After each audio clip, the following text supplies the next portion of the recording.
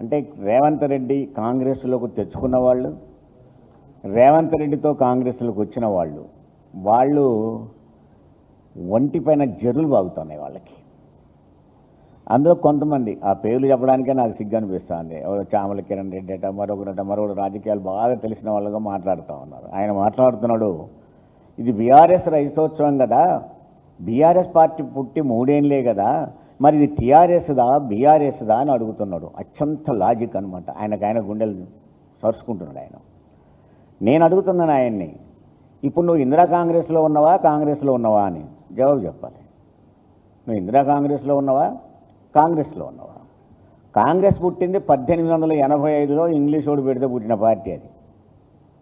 ఇందిరా కాంగ్రెస్ పుట్టింది 1978లో. నువ్వు 100 సంవత్సరాల కాంగ్రెస్లో ఉన్నావా లేకపోతే 78లో పుట్టిన ఇందిరా కాంగ్రెస్లో ఉన్నావా అని అడుగుతా ఉన్నా నేను.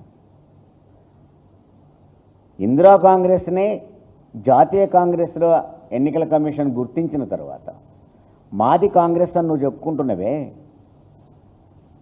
టీఆర్ఎస్నే బీఆర్ఎస్గా కమిషన్ గుర్తించిన తర్వాత మాది టీఆర్ఎస్ బీఆర్ఎస్ అని చెప్పుకోరా? నేను కాంగ్రెస్ వాళ్ళందరికీ ఇదే ప్రశ్న ఇస్తున్నా. కాంగ్రెస్ పార్టీలో నీ గుర్తేంటి? ఇప్పుడు కాంగ్రెస్ పార్టీగా నీ గుర్తేంటి?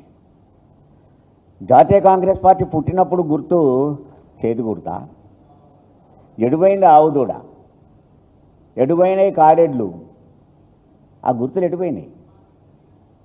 మరి చేతి గుర్తు పెట్టుకున్నావు కదా, 78లో పుట్టిన ఇందిరా కాంగ్రెస్ని కాంగ్రెస్ అని చెప్పుకుంటున్నావు కదా, మాది 100 సంవత్సరాల కాంగ్రెస్ అని జబ్బలు తెరుచుకుంటున్నారు కదా.